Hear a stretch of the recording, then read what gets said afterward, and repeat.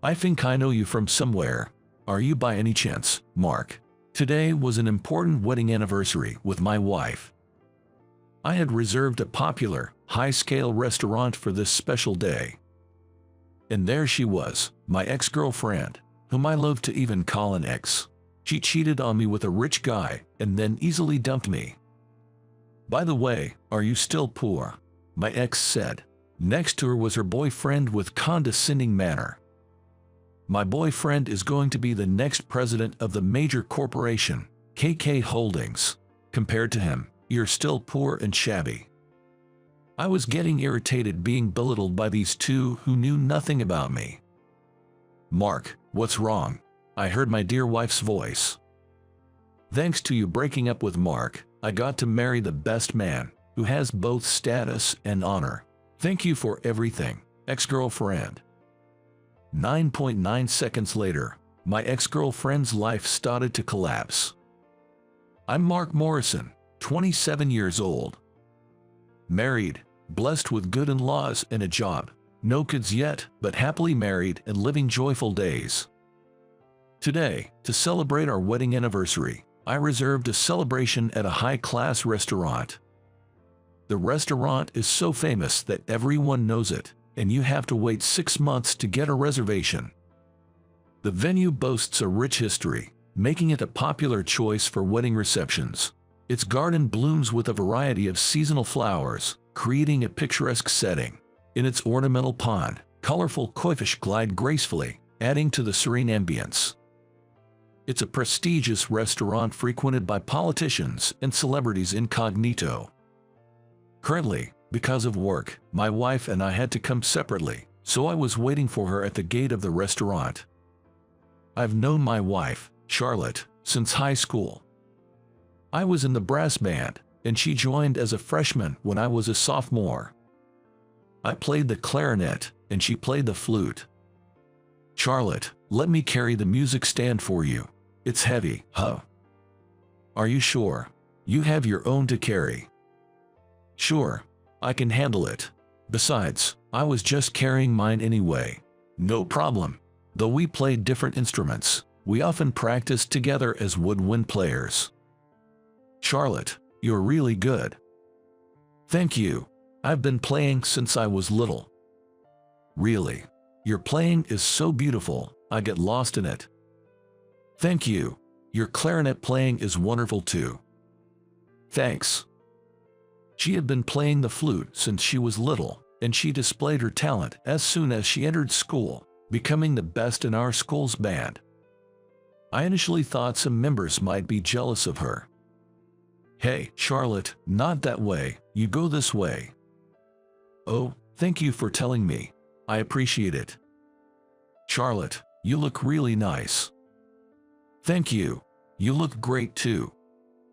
Actually, no one felt jealous of her. Rather, her gentle demeanor made her popular, not just with her peers but with everyone, and she was naturally beloved. Charlotte, you're quite popular, aren't you? Thank you for saying so, but you're more popular, Mark. Not at all. Besides, I have a girlfriend. Back then, I had a girlfriend named Jenny. I met her right after entering high school. I love your cool clarinet playing. Would you go out with me? She told me, and we started dating. She was already known as a beauty back then. Overwhelmed by her attention, I quickly agreed to date her. I had never had a girlfriend before and tried my best to treat her right, always being sincere. We spent many happy days together, studying at each other's houses and going to parties. But suddenly, everything fell apart. Hey, are you free tomorrow? Sorry, I have practice. Okay, some other time then.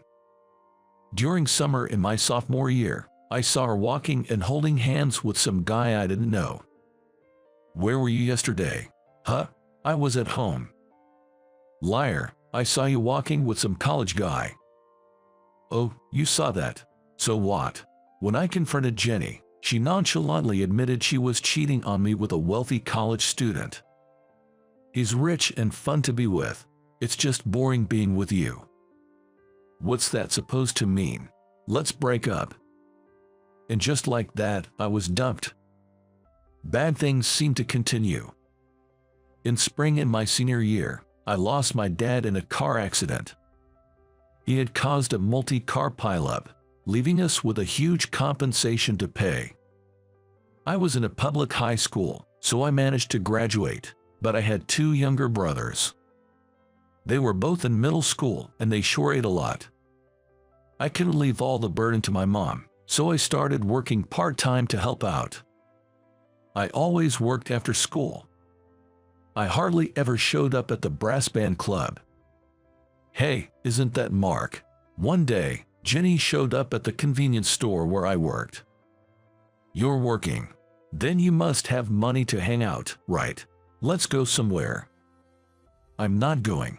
I don't work to hang out, and I have no reason to go out with you since I'm not with you anymore.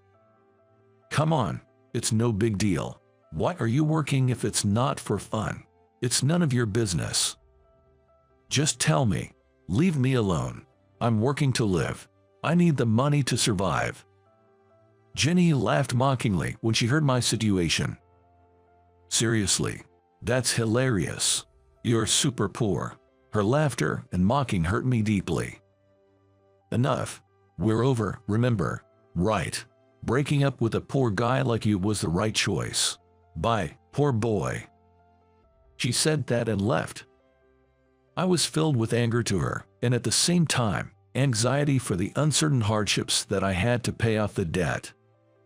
But then Charlotte came into my life and changed everything.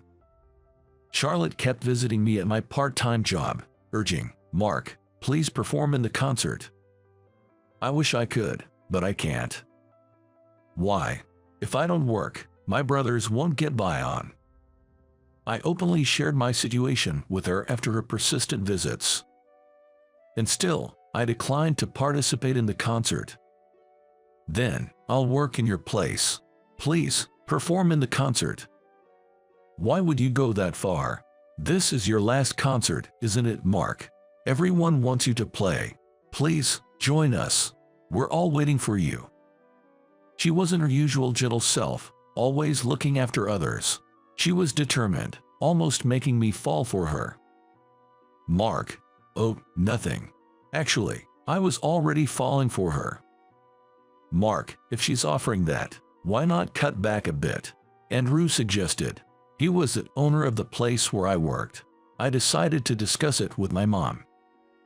Mom, I really want to be in this last concert. Can I reduce my work hours? Despite feeling guilty, I asked. Mom smiled and nodded. I appreciate how hard you've worked. It's your last performance. Of course, you should do it. We'll save more, too. Don't worry about us, Mark. As long as we have bread, we're good. Encouraged by my brothers, I was able to perform in the final concert. It was a huge success. Mark, this is from all of us. On stage, the juniors presented me with a bouquet. Taking a closer look, it was made of vegetables like broccoli and scallions, and I found myself yelling, "You guys are the best." I was laughing and crying before I knew it, getting swarmed by everyone. Afterward, I returned to my busy work life. I wasn't planning on college, but just a job. Andrew from the convenience store offered me a position. Mark, you're a hard worker. How about working at my liquor store? I was hired as a full-time employee at his liquor store. Grateful for a job after high school, but also said I wouldn't see Charlotte anymore. So, I decided to tell her. I'm starting a full-time job next month, so I won't be here anymore. Is that so? Yeah. Thanks for everything. Because of your persistence, I have no regrets. Charlotte looked down, then determinedly met my eyes. Don't say that, Mark. I don't want to stop seeing you. You mean, I like you, Mark. I'm really happy to hear that, but I'm just a high school graduate with no prospects. I want you to be happy, so I can't go out with you. I didn't fall for you because of your job. It's your kindness, how you speak softly, help when needed, take on tasks others dislike, and your seriousness. That's what I love. I just did what anyone would. That's exactly why I like you. She gave me her genuine feeling to me. Her straightforward words won me over, and we started dating. We helped with each other's studies, went to parties together. We made so many memories that I even forgot about Jenny. Charlotte, don't you feel bored with me? Not at all. Just being with you makes me so happy. Really? You're not just saying that. Of course, I'm serious. I'm head over heels for you, Mark. Eventually, when I turned 25, Charlotte and I got married. For our wedding, not only did we invite family, but also everyone from the brass band club. Mark, if you make Charlotte cry, I won't forgive you. Of course I won't make her cry. And today is our second wedding anniversary. Joshua, really now? As I was reminiscing about those days, a man and woman approached. What? The woman looked familiar. I stared at her face. Then I remembered. It was Jenny, who had dumped me years ago. Her looks had changed a bit, but her atmosphere was the same as back then. I didn't recognize the man, but he was dressed in a fancy suit, his shoes and watch gleaming. They were obviously expensive. Hey, aren't you Mark? You know him. Remember I told you before, the guy I dated in high school just because of his looks. The boring and poor ex. Oh, so he's the infamous dark past guy. They had noticed me too. And they came to me with smirks. What brings you here? None of your business. Just leave. Why won't you tell me? We used to be close, right? Don't be creepy. We have nothing to do with each other anymore. No plans to be friends either. Poor people are so narrow-minded. Yeah. As I kept giving cold responses to Jenny, who's trying to provoke me, was getting on her nerves. By the way, are you still poor? I've told you, it's none of your business. Of course you are, unlike Joshua here. She started introducing the man next to her, who is grinning as well. This is Joshua. He's my boyfriend. So what? He's the future president of KK Holdings. He's different from you. You're still poor and pathetic. She and her boyfriend laughed. KK Holdings' future president, huh? Seems like she didn't know anything. I just looked at them coldly. So, are you still a part-time worker at the liquor store? Or doing construction or something? What if I am? It's none of your business. And what's wrong with working at a liquor store or in construction? Nothing. But at your age, not being able to wear even one luxurious brand item. It's lame. I'm glad I broke up with you. Right. Look at my watch. Too bright for you. Your cheap suit can't compare to mine. Such nonsense. I checked the time, ignoring them. By the way, what are you doing in a fancy place like this? Are you even able to afford a meal? This place is different from those you know. Too high class for the likes of you. Yeah. Don't do something shameful like dine and dash. It's so typical of poor people. I can't believe I used to go out with you. Jenny's taunts and Joshua's condescending looks were getting to me. Enough already. Of course I can pay. I've had this reservation for over 6 months. So what? Your being here tarnishes the reputation of this place. Just leave. Just as Jenny was about to push me away, I heard the sweet voice of my wife. Mark, what's going on? As we turned toward the voice, there was Charlotte, walking towards us with 2 bodyguards.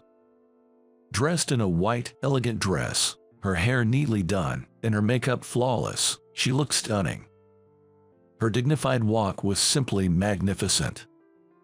The bodyguards accompanied with her were in well-tailored suits with sculpted physiques visible even through the fabric. Their sharp gazes from behind sunglasses were almost overpowering. Sorry to keep you waiting. Charlotte entwined her arm with mine, smiling beautifully just like the old times. The couple in front of us was speechless. Isn't that Charlotte, the flutist? Why would someone famous like her be here? Realizing who they were, Charlotte let go of my arm. I'm Charlotte, Mark's wife. It's a pleasure to meet you. She shook hands firmly, greeting Jenny. Her gaze still settled on Jenny. From the years of being with her, I knew just what she had in mind. She recognized Jenny as one of her band members from school and my ex-girlfriend. You seem familiar. Jenny, recognizing Charlotte, frowned in confusion. You're my husband's ex, right? Thank you so much. What? Jenny made a puzzled face at Charlotte, who spoke smiling softly. Charlotte said with a light smile, but her eyes weren't. I've always wanted to thank you. Thank me? Yes. Thanks to you breaking up with Mark, I could marry him. He's so talented that our company is thriving. Truly, thank you so much. What are you talking about? Jenny was utterly baffled by Charlotte's words. Even if you're famous, it's not much to date such a poor guy, isn't it? My maiden name is Kingsley. My family owns a business named KK Holdings. Charlotte's gaze shifted to Joshua, Jenny's companion.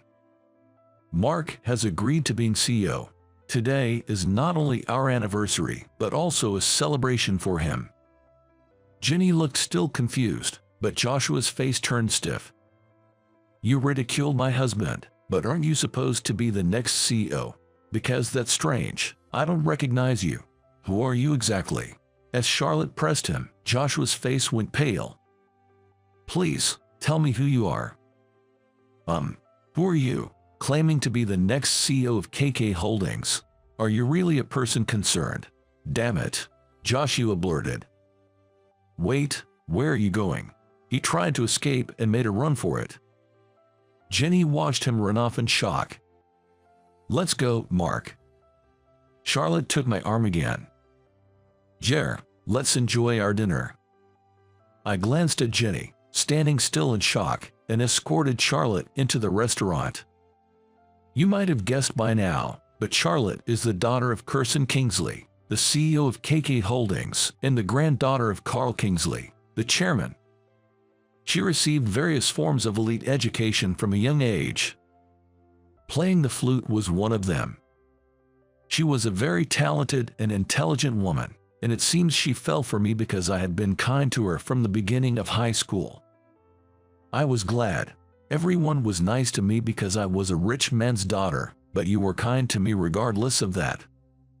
But at that time, I was dating Jenny. At first, I tried to give up, but then I heard a rumor that you had broken up with your ex-girlfriend. I thought maybe I had a chance. Just when she was about to give up, she found out that Jenny and I broke up, and she decided to give it another try. I used to go to the convenience store back then, not only because I wanted you to be in the concert, but more than anything, I wanted to see you, Mark. I wanted to do something for you, and I hoped you'd start to be aware of me in a more than friendly way. Thanks to her efforts, I am now married to Charlotte. The calm demeanor she showed in the club activities was her way of getting by, it seems. If I act like that, everyone gets along with me. Actually, I'm quite cunning, she said, slightly embarrassed. She told me that her real personality is way much harsher. But I can tell because I'm always with her. Looking at her smiling gently beside me, I realize that's just a part of her, and she ordinarily has the calm personality. Well, now I find that even bilateral character of hers endearing. A few days later, I got a call from the police.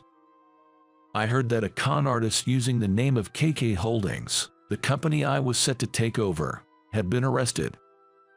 That con artist was Jenny's boyfriend, Joshua. He was a marriage scammer, deceiving many women and swindling money from them. I knew that the name of KK Holdings was being used by a fraud group. The company was just investigating, and coincidentally, the mastermind appeared right there. I contacted the police right after that, and he was successfully arrested. Apparently, the rest of the fraud group was arrested one by one based on Joshua's testimony. They'll be paying restitution for the rest of their lives, more than they can probably ever afford.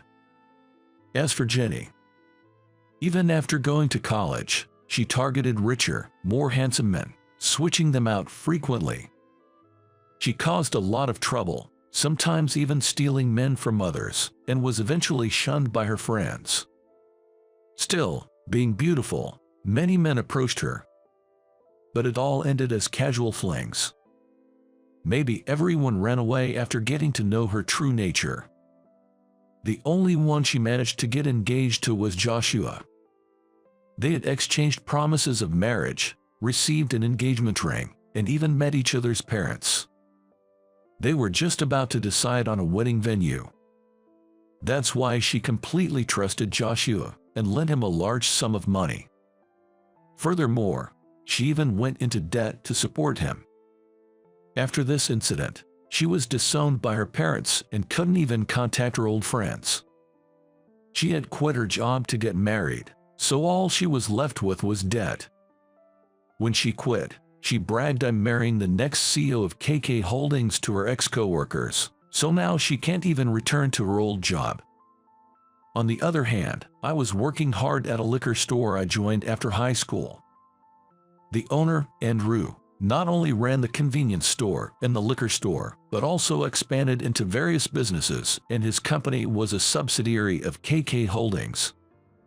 "You're the Mark that he talked about. I've heard about you from him that you're very earnest and excellent. Would you like to work with us?" Andrew had dinner a few times with Charlotte's father, and her father heard about me and thought highly of me. Thanks to my hard work, I was headhunted by KK Holdings. Kirsten found out about my relationship with Charlotte after I was headhunted. "I didn't know you were dating my daughter." "I apologize. I didn't even know she was your daughter." "I figured.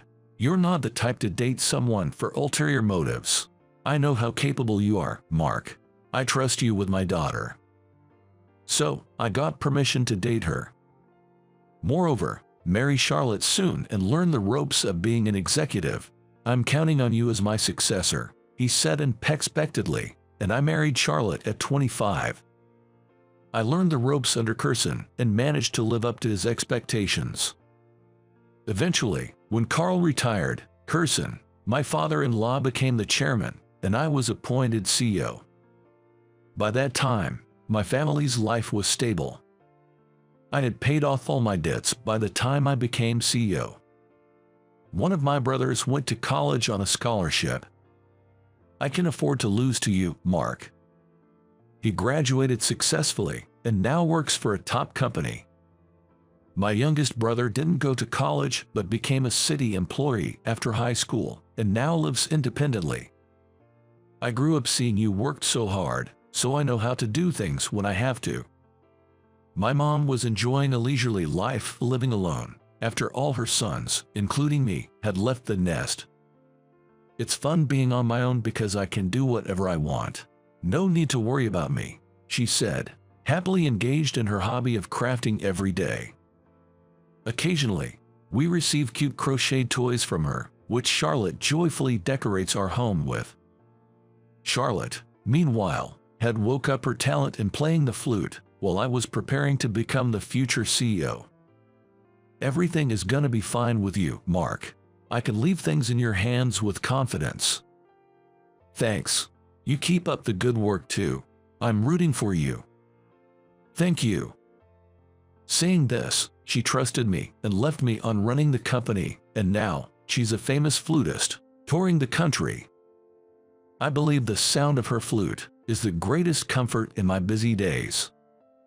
Even when I'm traveling, I listen to her CDs in the car, and whenever I have time, I listen to her playing the flute. "You really love your wife, Mark." "Yeah, I do." So, I've become quite famous as a loving husband at the company.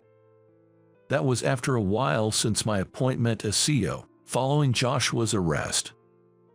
"Mr. Morrison, there's a woman named Jenny at the reception." "Jenny, she's demanding to see the CEO. What should we do?" Jenny suddenly showed up at the company. "All right, I'll go to her." Honestly, I wanted to ignore her, but I couldn't let her cause trouble at the reception, so I reluctantly went to see her. "Sir, it's okay, I'll handle it." "Wow, you're really the CEO. That's amazing." Ginny's eyes sparkled as she watched me reassure the worried receptionist who called me to reception as CEO. She clearly wasn't hiding her ulterior motives. "What are you doing here? Don't cause trouble at the company." "Don't be so cold. Come on, Mark. Can't we get back together?" "What? Are you kidding me? I have a wife. You've seen her." "I don't care about that. I love you, Mark." She said this and tried to cling to my arm, but I instinctively avoided her. It was over 10 years ago that we dated. Honestly, I had even forgotten about you until we met again recently. To be clear, you're a nuisance. Don't follow me around anymore. "Don't say that. Just leave, please." "But I'm in a really tough spot right now. That marriage scammer deceived me, and I lost everything. Please, take me back and help me." I tried to send her away, but Ginny wouldn't leave. "I'm much better than that dull lady. Being with her must be boring, right? Let's get back together." Her words got me snapped. "You can say whatever you want about me. I was poor, that's true. But I won't tolerate any insults towards my wife. Charlotte is my savior and the only person I want to protect for the rest of my life. Don't you dare mock her." "But, in the first place, you once said dating me was a dark past for you, right? That's my line. Sure, being poor was tough, but it was nothing compared to the time I spent with you. You're the only shame in my life." "You, how dare you say that?" Immediately after, her handbag flew towards my face. I picked it up and touched the leather. "What's this? Cheap faux leather? You had the nerve to say it's embarrassing not to wear high-end brand names. You're the one who should be embarrassed." "Shut up. You should just be obedient to me," Ginny screamed with her face turning red with my provocation. A few minutes later, the police called by the reception staff took Ginny away for causing harm to me. She was already disowned by her parents and friends, and now she's arrested in addition to her debts. Her life seems hopeless now. She brought it upon herself. It feels refreshing to think that I won't be involved with her anymore. I really have changed. In the past, I wouldn't have been able to talk back to Ginny like that, I mused to myself. I couldn't help but laugh at my thought. Well, I am CEO now. You have to be strong to be CEO, the leader of the company. And this strength, I learned it from Charlotte. Even when she's not by my side, her presence protects me. I have to live up to that. As expected, Ginny's situation turned out just as I thought it would. With her massive debts and no relatives to turn to, she apparently works from dawn to dusk. She couldn't rely on her former fiancé either, as his sentence was longer than hers, and even after his release, I believe he wouldn't take her back. I've also obtained a restraining order from the court, so she can't come near the company. Well, my in-laws wouldn't allow it anyway. Charlotte. Yeah, I managed to make a booking at the restaurant we went to before. Last time we were interrupted, but this time, let's enjoy our dinner without any disturbances. Yes, I'd love that. Actually, I have something important to tell you. Something important. Yes, a very important and good news. Some time later, I was listening to my wife playing the flute and thought about how truly happy I am. After finishing playing her flute, Charlotte sat down beside me. I want to listen to her clarinet. I haven't listened to it for so long. She asked with a smile. I readily agreed and stood up to play my clarinet. I played a song from a famous movie, popular as a lullaby. Charlotte listened to it with a gentle smile. She was stroking her belly. We're going to have a child. Charlotte's parents and my family are looking forward to our coming baby. Especially Charlotte's father. He had already bought a lot of baby stuff since it's their first grandchild. We've been through a lot. But we've overcome it all and are incredibly happy now. We have this happiness because we never gave up. I won't let anyone disturb this happiness. If necessary, I'll harden my heart to drive them away. What shall we name our baby? Let's see. Hey dropout, translate this in an hour. I glanced at the documents handed to me with a mocking laughter. It appeared to be a contract written in French. It might be too hard for you without a college degree, but get it done in less than an hour. Behind those mocking words, I could sense the intent of ridicule, thinking I'd probably fail, and wondering how they could make fun of me if I did. The surrounding co-workers watched the exchange with a mix of sympathy and disbelief. Reading such a document would take less than 3 seconds.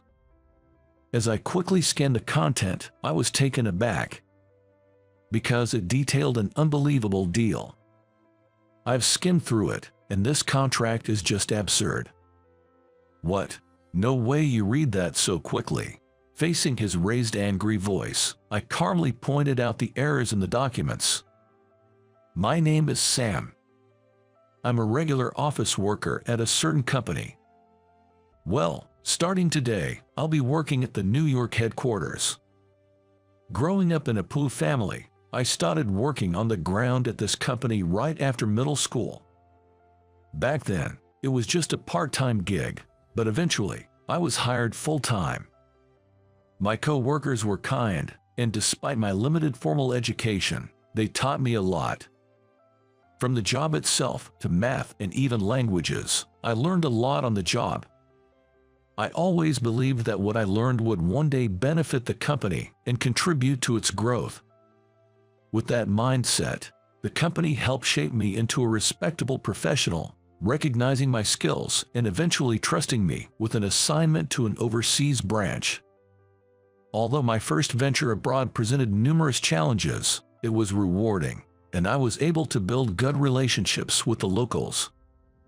To be honest, I have been offered higher positions multiple times but always declined because I prioritized hands-on work at the branch. It was a decision many people regretted, but they respected my choice and let me proceed how I saw fit. Thanks to that, our overseas branch got on the right track, generating stable revenue. And so, I've proudly returned to the New York headquarters. Though my departure was bittersweet for many at the branch, I know they've grown enough to run it on their own. Many came to the airport to bid me farewell, bearing loads of gifts and bouquets. I waved back at them. I am heading back to the States and going to serve as a regular worker at the New York headquarters for a while to get accustomed to working there. I've missed my home country and regard my co-workers like family, so I was eagerly anticipating my return. I gazed out of the airplane window, lost in thought. After a long time away, I was excited about returning to the States and to the impressive new building of headquarters. Starting today, this is my workplace. As I looked around the spacious office, Harry gave a brief introduction about me. The co-workers, many of whom I didn't recognize, greeted me with applause. The only familiar face seems to be Harry. For now, I'll be assigned to the sales department where Harry works, to get a grasp of the atmosphere and work routine of the New York headquarters. There's talk about me taking up a significant position later on, but revealing that now might intimidate some co-workers. So, for now, they introduced me as just another co-worker returning from the branch. Starting from today, I look forward to working here. With that greeting, I bowed my head, and the co-workers greeted me with warm applause. I thought this was a great workplace. I never imagined that among the young, motivated co-workers, there would be someone with malicious intent. On the first day, I focused on understanding the workflow, getting to know clients, and familiarizing myself with ongoing contracts. That's when I was introduced to a young man named James, a graduate from a prestigious university, and showing promise as a rookie just a year after joining the company.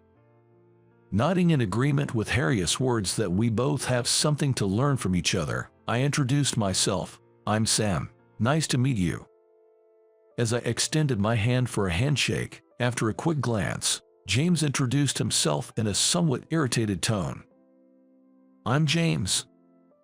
Regardless, I was now set to work with James. Thinking back, there was a sense of discomfort from the beginning. "Sam, right. Keep it in mind that I'm the senior here, after all." "Oh, understood." The moment the department had left, his tone and attitude turned curt.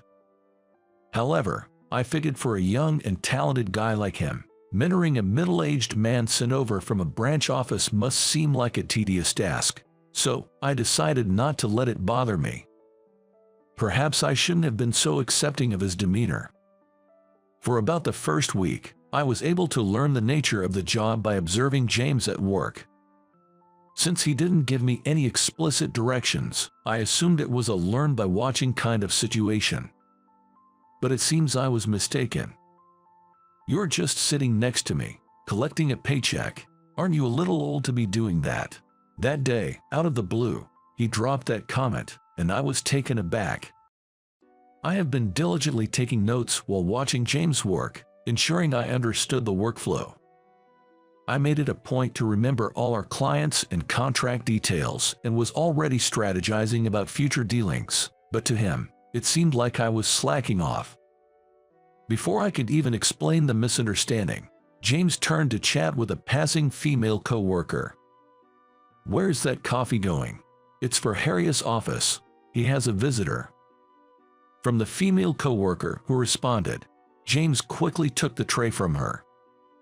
Without even glancing at her puzzled expression, he turned to me and said, "You're just hanging around today too, aren't you? Do this simple task." I carefully took the tray, making sure not to spill the coffee. But it's okay. Let's get the guy who's been doing nothing all week to do some work." "All right, please take it to the reception room then." The female co-worker, looking troubled, gave a slight bow and James said, "No need for that. Now, get moving," pushing me along with those words. Though I was confused, it was still a task I had been assigned. If I didn't hurry, I'd end up making the guests wait. Understood. Saying that, I carried the coffee to the reception room. From then on, his arrogant attitude only got worse. He blatantly looked down on me, hurling insults my way. I wondered what I had done to upset him. I couldn't recall doing anything to deserve such disdain, leaving me puzzled. Nevertheless, I'm currently in a position to learn under him at work. I had no choice but to endure it. "Hey, old man, copy this for me. We need it for the meeting, so make sure you get enough copies for all the members." A stack of papers was thrown carelessly at me. As I bent down to pick up the papers I had dropped, I could hear James's mocking voice. Typical old man, so useless. With just those words, he returned to his desk without another glance in my direction. A sympathetic co-worker tried to help me, but after getting a sharp look from James, he just said, "Sorry," with a regretful look on his face. "Don't worry about it, it's my job," I replied to the kind co-worker while gathering the documents. Afterwards, I made copies for everyone, secured them with paper clips, and made my way to the conference room. "You're late." The moment I entered, I was met with a shout. I thought there was still time before the meeting began. Confused, I distributed the documents to the co-workers. The meeting time was moved up. A female co-worker whispered to me. It seemed I hadn't been informed of the change in schedule. Feeling like a small act of malice had pierced my heart, I took my seat. "Why are you sitting? You're not part of this meeting, old man." James's sharp voice echoed throughout the conference room. "I'd like to understand about the new product," I responded, feeling the situation was completely unfair. At that, James visibly scowled. "We're telling you to leave because even if you listen, it won't be of any use." His disgruntled voice drew the attention of everyone in the room. Some looked annoyed, some pitied me, their glances hurt, and I decided that staying would only be a nuisance. "I understand. Excuse me." I quietly said that and left the conference room. Behind the door I had softly closed, I bit my lip with sadness and frustration. I had returned to the NY headquarters to work. Yet, they wouldn't let me do anything. Still, I'm not in a position to defy James right now. Harry told me to learn from him. I don't want to let him down. If I can't attend the meetings, all I can do is dive deep into the documents, research the details, and understand them. Throughout the hours-long meeting, I did what I could in my own way. The new product discussed in the meeting was set to be pitched to a major international company. James is at the center of this project. He's running around various places as if he's forgotten about my existence. Right now, I'm left behind in the office, sorting and processing the expense documents he told me to handle. Occasionally, there are receipts mixed in that shouldn't be processed as expenses, so I discreetly set them aside for later clarification. I plan to ask about the details later. However, for such a big project, I think James is making too many unilateral decisions.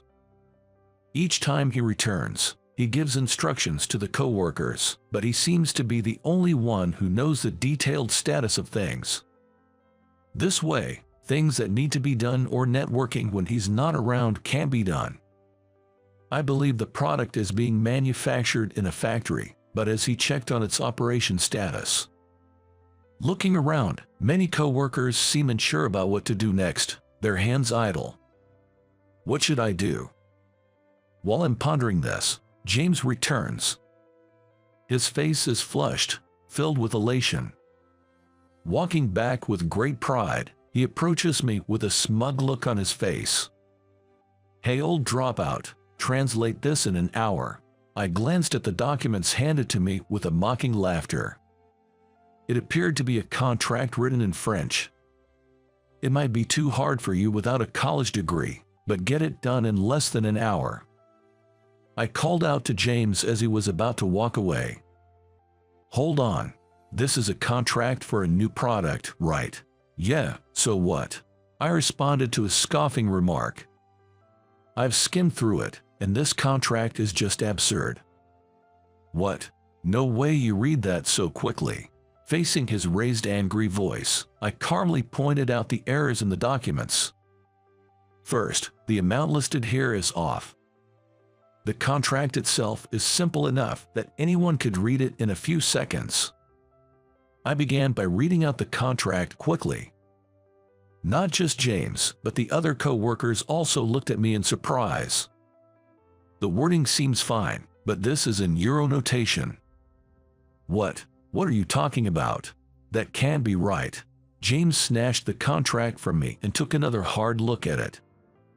He was visibly shaken by the amount listed.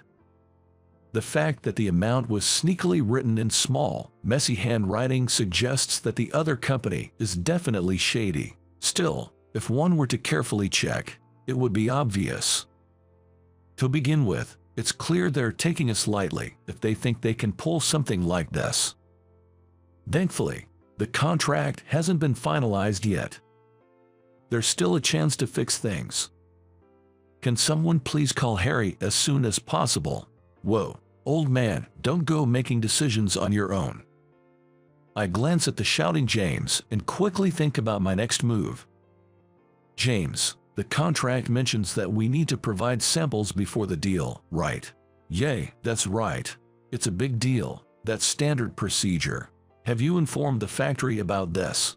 At my words, James hesitated. Most likely, the factory wasn't informed about the sample provision. Come on, even without saying, we surely have some samples ready, don't we? We can't be sure of how many surplus units we have without checking with the factory. I immediately make a call to the factory.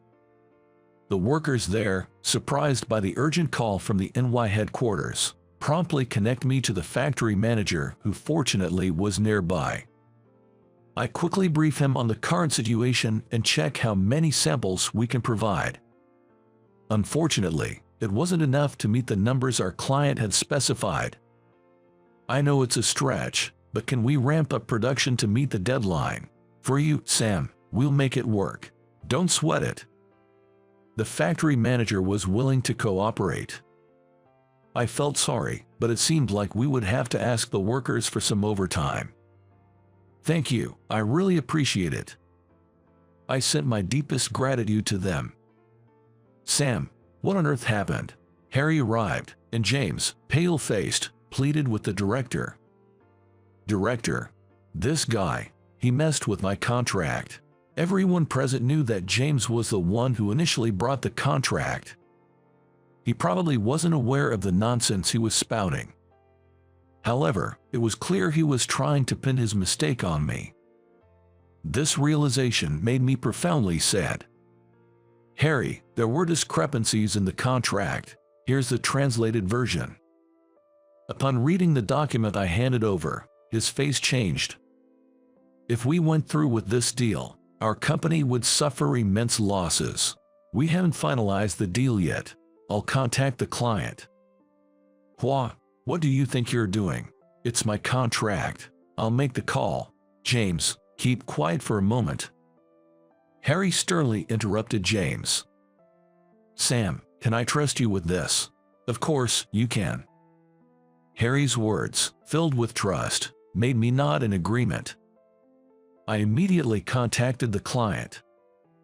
As I began conversing fluently in French, everyone in the office stared at me in surprise. However, I couldn't be concerned with that now. Time was of the essence. I've secured an appointment. I'll head over to their office right away. I'll accompany you. We quickly tidied ourselves up and began preparations to head to the client's office. If that's the case, I'll go too. James tried to persist, but Harry gave him a cold stare. Do you even comprehend the gravity of what you've done? James was at a loss for words, and I said nothing. Now was not the time for that. Leaving a visibly exhausted James behind, we left the office. As a result, we successfully negotiated with the client and managed to make a deal that satisfied both parties. At first, they seemed to look down on us, but when I began speaking in their language, they quickly changed their attitude and engaged in a balanced conversation. It seems they never intended to act so unscrupulously from the beginning. They realized there was an oversight in the contract and mentioned how relieved they were that a competent representative came to rectify it. Apparently, James's French was hard to understand and, to make matters worse, rather self-absorbed. While we do conduct our transactions in English, it's not their native language. That's precisely why one must be cautious with pronunciation and word choice. James's way of speaking lacked sincerity. This, combined with other issues, frustrated them, and they thought of slightly intimidating us. They didn't expect us to take such a contract seriously and actually consider it. At the same time, they had intended to sever ties with any company willing to finalize such an agreement carelessly. Our newbie, James, was rude, but you guys were also out of line. Upon hearing this, the executives from the client side gave a wry smile and apologized for testing us. Moving forward, I believe we can engage in mutually beneficial transactions. After that, we shook hands, had a friendly chat, and then returned to the New York headquarters. I returned to the New York headquarters and entered the office, which was still buzzing with unease. Soon, flustered co-workers rushed over to me. The contract has been amended to the appropriate amount and will provide the sample products as promised, I informed them. Upon sharing that the director and I had renegotiated the deal, ensuring a positive business relationship in the future, the co-workers collectively sighed in relief and celebrated the good news. Amidst the jubilation, a young man stood alone, glaring at me. It was James. What the hell, man? You stole my thunder. Cold stares surrounded the yelling James. "James, do you realize how much trouble you've caused everyone this time?" As I questioned him calmly, it seemed to strike a nerve, and he started ranting like a tantruming child. "Why should I care? If everyone had listened to me, everything would have gone smoothly. I did nothing wrong. Everything would have been fine without your meddling. I'm not at fault. Definitely not at fault." With each of his outbursts, the atmosphere grew colder, and it seems my patience had reached its limit. Enough is enough. My voice echoed throughout the office. You should be ashamed, being an adult and not being able to accept your own mistakes. Quietly, yet with stern authority, I addressed him. James stood there, lost for words. The co-workers just stared at me with shock, while Harry gave a wry smile. This could have been avoided if you haven't acted on your own. There's nobody else here competent enough except me. No one paid heed to James's lone outburst. Why is it always me who's in the wrong, and you old man is always right? My name is Sam, so do not call me old man. I replied firmly. You've never once called me by my name, have you? Why would I? Someone like you doesn't deserve that kind of respect.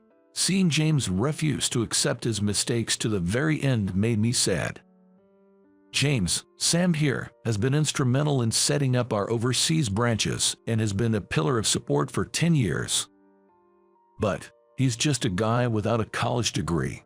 It's true I didn't graduate from college, but ever since then, I've dedicated my life to this company. At the words of both Harry and me, everyone in the office, including James, was speechless. He's in a completely different league than you, both in skills and experience. I hoped you would learn from Sam. I was mistaken. The words from Harry, clearly expressing his disappointment, left James utterly deflated. After that, I no longer saw James around the office. He wasn't fired. The company tried to let him go, but I intervened. Though arrogant and self-centered, he's still young. He should have the chance to start over. Now, he's working at a factory as a regular worker on the floor. I wanted him to get to know the ground level, to understand the products and the people making them, and then figure out what he should be doing. Some said I was being lenient, but I disagree. For someone as proud as him, working on the factory floor would be a humbling experience. I thought this would be the best lesson for him. He might not be able to do even half of what the workers he looked down upon can do. Through this, I hope he learns. It's because of these supportive workers that we can do our jobs. Being nurtured by this company, I don't want to abandon him. I hope he bounces back from this setback and someday we can work side by side. That's my wish. Months have passed since then, and work has been running smoothly. As for me, I've been promoted to Sales Department Director. Harry is now an Executive Vice President. My relationships with the coworkers are strong, and we have a solid partnership with the clients, even the ones we have the contract issues with. Looking back, this company saved my life. And now, I'm back at the New York headquarters, supporting the company as one of its pillars. I'm liaising with our overseas branches, and we're making progress with new product development. The fruits of my labor over the years are finally paying off. I couldn't be happier. I will continue to grow alongside this company. I watered the small cactus on my desk before heading to a meeting. By the time I returned, the cactus had blossomed with a tiny flower. The woman I met at a group blind date was a female doctor who was expected by everyone around her. However, inexperienced and lacking in confidence, she is unable to move her body on the spur of the moment. Being a doctor myself, I decided to step in and assist, so she wouldn't disappoint her friends. My name's Jack, a 32-year-old ER doctor. Even at this age, I've never been the topic of gossip. Sure, I've had relationships, but prioritizing work over everything led to many breakups, with most of my exes complaining I didn't give them enough attention. I realized in my late 20s that maybe I'm more cut out for work than romance. In the beginning, there was some emptiness amidst the rush of marriages and births around me, but now I am able to completely separate myself and struggle daily with work and study in order to save as many patients as possible. My family back home is pretty laid back, so no one really pressures me about marriage. Feeling thankful for the blessed environment I was in, all I could think about was becoming self-sufficient as soon as possible. An old high school buddy of mine invited me to a mixer. To be honest, I wasn't interested and was going to decline, but they were one person short and pleaded for my help, so I reluctantly agreed. It was just a filler spot for their group date, so I planned to make a short appearance and then leave. I left my house without dressing up and headed to the meetup spot. Hey everyone, long time no see. It seemed I was the last to arrive, and seeing old friends after so long put a smile on my face. Becoming an adult meant not seeing these friends as often, so reuniting with them at this group date was a pleasant surprise. Even though I wasn't keen on going initially, that moment of reunion made me glad I came. We caught up with each other with old stories and updates on the way to the restaurant, and it felt like we were back in our college days. I was having such a good time, I almost forgot the main purpose was the group date.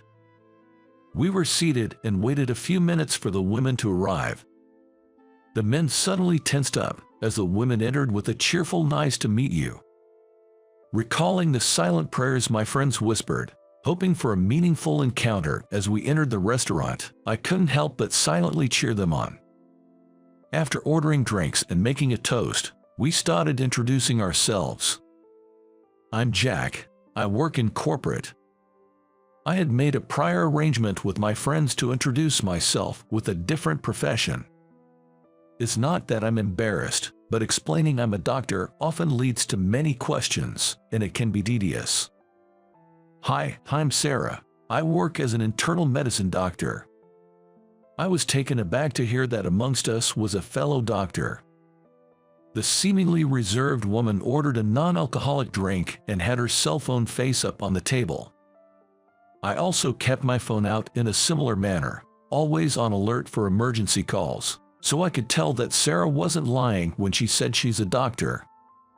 My buddies would tell me, "Come on, have a drink for once," but I just smiled and brushed it off. The moment Sarah mentioned she was a doctor, she became the center of attention, getting bombarded with questions. "I'm just a novice in name only," she answered, looking modest or perhaps a bit apologetic. Yet, Sarah's friends seemed proud to have a doctor in their group, boasting about her as if parents would about their child's profession. I'm a doctor too, but I don't yet feel confident in my abilities, so I often avoid mentioning it in front of strangers.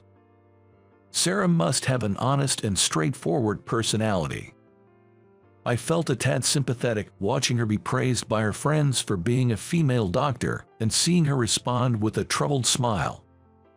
My buddies seemed to be growing fond of Sarah, their gaze fixated on her.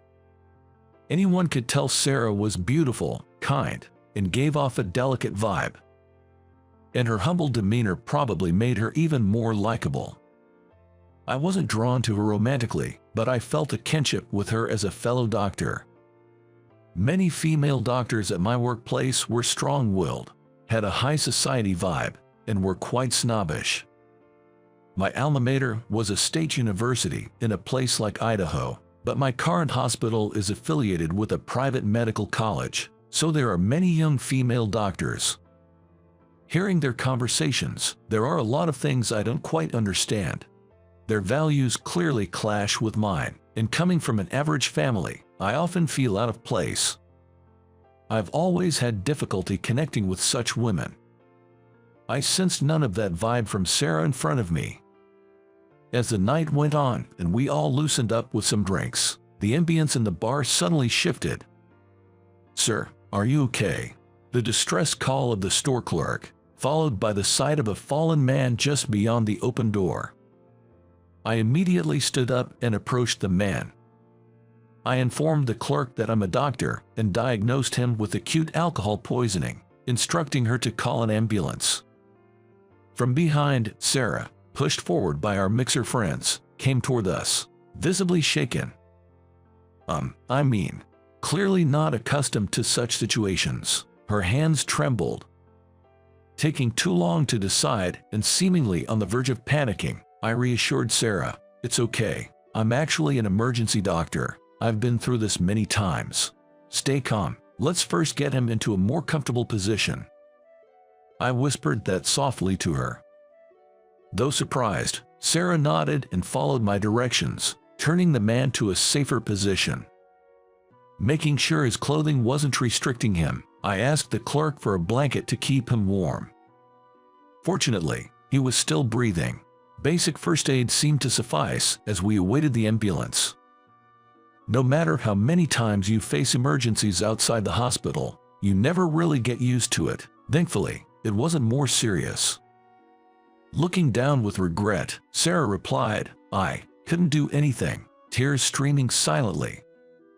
Earlier at the mixer, she had shared that she's working at a big city hospital. Judging by her age, it seemed she had limited experience. She had graduated top of her class, and it seemed everyone had high expectations of her because of it. Earlier, Sarah had said, struggling, "I can't let everyone down. Saving lives but feeling the need to constantly meet others' expectations. I think that's wrong." But I also understand that it's not solely Sarah's fault that she feels this way. I don't care about titles and rarely talk about my profession. Perhaps because of that, people even say things like, "Oh, right, Jack was a doctor too." They even made such rude remarks. The contrast between me and Sarah. But seeing her cry out of frustration, it moved me too. I remember having a time like that myself, and I knew firsthand just how painful that kind of regret can be. "Sarah, you're really something." After the man was taken away in an ambulance, Sarah hesitantly began to speak to the friends who had rushed over. "I didn't really. Thanks to your precise instructions, he was saved." She was about to say she hadn't done anything, and I interrupted her and looked up to meet the surprised eyes of Sarah. Her friends were hugging her, saying, "You did great." Sarah looked at me as if asking why, but I figured she just didn't want to let her friends down. From Sarah's bag, a medical reference book was peeking out. Despite being a newly published edition, it was tattered and full of sticky notes. She must be putting in an immeasurable amount of effort. It might just be me being pretentious, but hard work is always rewarded. That's why I hope she doesn't get disheartened now. There will be many more setbacks in the future. But I thought that right now, she doesn't need to bear the guilt of letting her friends down. And the mixer ended after the incidents during the first round. I was relieved I didn't have to think of an excuse for not attending the second round. As I was about to head home with other things on my mind, a timid-looking Sarah approached me, saying, "Jack, please wait." When I asked her what was up, she bowed and thanked me. "Would you mind sharing your contact information? I'd like to stay connected, both as friends and fellow doctors."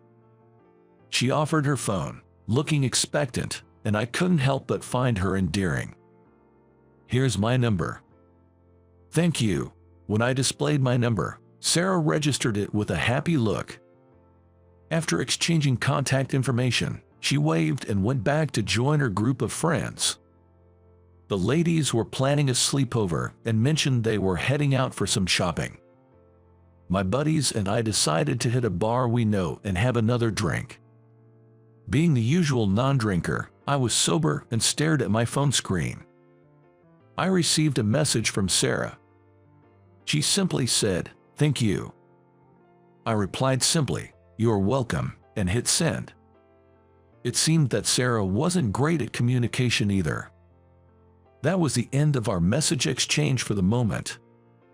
Afterwards, we exchanged messages a few times a week, sharing trivial things like how beautiful the sky looked today, or that a flower she was growing had bloomed. In our exchanges, we never made plans to go out, but rather shared random thoughts, forming an oddly comfortable bond. Still, I found our little chats comforting. We both have a lot to learn. We're both busy anyway, both of us needing to practice and learn from experience. Too much communication can be draining. From time to time, I looked forward to messages from Sarah like, "Let's keep it up," or "Good job today." I realized I had feelings for her 6 months after we first met. Sarah was driven by her past experiences, always studying and attending various trainings to become a doctor who can save lives under any circumstances.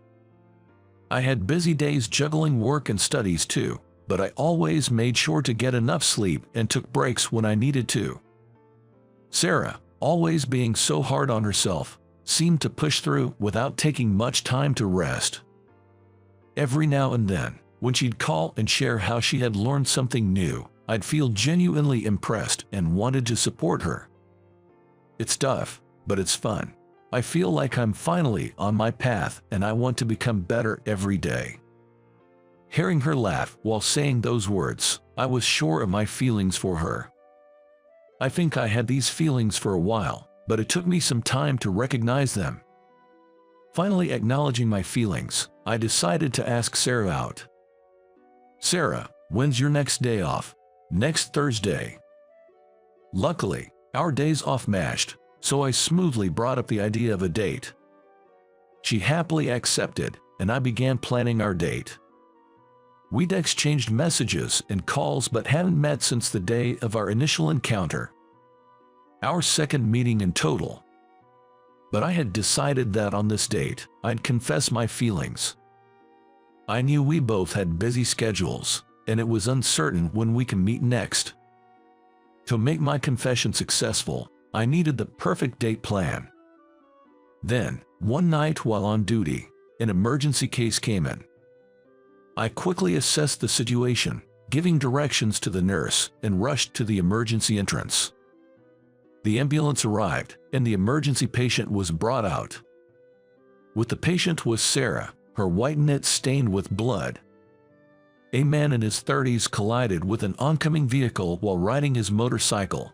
He was unconscious and in critical condition, so we administered CPR and applied emergency bleeding control. While pushing the stretcher together, Sarah explained the situation and the actions taken. "I understand. I'll take it from here." I immediately went into the treatment room and hurriedly administered care, cleaning and stitching the wound, ensuring no damage to the brain. After contacting the patient's family, I finished the treatment. Thanks to the excellent first aid provided, though the injuries were visible, they weren't critical. When I left the treatment room, waiting there was Sarah. "The first aid treatment you gave was perfect and really helped the patient. The patient's life is in no danger," I said, bowing my head in gratitude. Seemingly relieved, Sarah slumped down, saying, "I'm so glad," and tears of relief flowed. After work, I went shopping and saw an accident outside the supermarket. I didn't know what to do at first, but before I realized it, my body just moved on its own. She was scared, but she said she had been reminding herself of why she had been training all this time. It took great courage for her to identify herself as a doctor. She said if she hadn't stepped in, perhaps nobody else would have. I'm aware of how hard Sarah has worked up to this point. "You did well, Sarah." I gently patted her head. Comforted, she nodded, tears streaming down her face. "Sarah, it's getting late, but I'm almost done with work. Would you like to grab some food? There's a diner nearby that's open till morning." Suggesting a meal after work, I invited Sarah. "I'd love to, actually. I haven't even had dinner yet." Sarah replied immediately, mentioning she had been hungry for a while. She looked embarrassed, holding her stomach, and said she would change out of her blood-stained sweater. She grabbed a bag with spare clothes she happened to have and dashed to the restroom. Watching her run, she seemed more dependable than before. It's hard to imagine, especially when thinking about that day when she was so nervous trying to meet her friends' expectations. Perhaps she's slowly gaining confidence in her medical profession. I threw her a good job, as she disappeared from sight. After wrapping up work, I met Sarah sitting at the lobby, and we headed to a nearby diner. We walked in and took our seats to pick from the menu. I ordered grilled chicken, while Sarah opted for steak and potatoes. Sarah's eyes sparkled as she happily ate the food that arrived shortly afterwards. "This place is amazing." Seeing her so pleased, I was glad I brought her here. Before I realized, I was confessing my feelings to her. "Sarah, I like you." Well, she stopped eating, taken aback by the sudden confession. Originally, I had planned to confess during our planned date, a perfect setting I had in mind. I was equally startled, wondering why I had blurted it out now. But what's said is said. Now I had to convey my true feelings. "I admire your hard work, how you always give your best toward your goals. Even the casual texts or the trivial phone calls, I cherish them all." When I told her that Sarah's hard work had saved me many times, she looked down with a blushed face. "This is only our second time meeting, but would you like to date me?"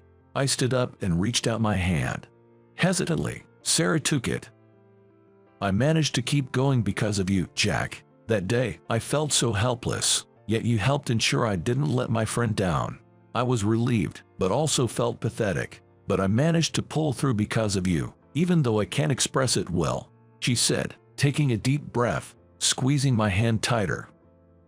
I could feel the intensity of her emotions through her firm grip. To be honest, no words were needed. I could sense the depth of her feelings.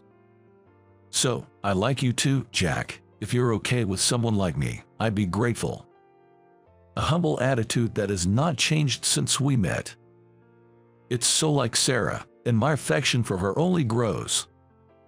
And just like that, during our second meal together, our relationship began. Despite our busy schedules, we made time for each other, going on numerous dates. Sarah always said she needed more experience and knowledge, pushing herself harder every day.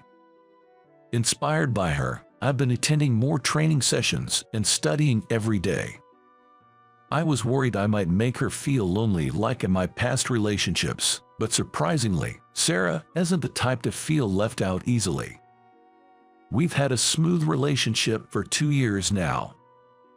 Even with our busy lives, Sarah is always by my side. The confession plan I had in mind that day didn't work out, but unexpectedly, we ended up being mutually in love. Now, Sarah and I are married and living together. Sarah is expecting a child, adding more joy to our future. Both of us, with our undying passion for our careers, continue to push and inspire each other every day. After her maternity leave, Sarah's considering switching from internal medicine to emergency medicine. I used to immerse myself in work, thinking I wasn't cut out for love, but now, meeting someone with whom I can share happiness and grow together feels like the greatest blessing in life. I'm determined to work hard to protect this happiness in the future.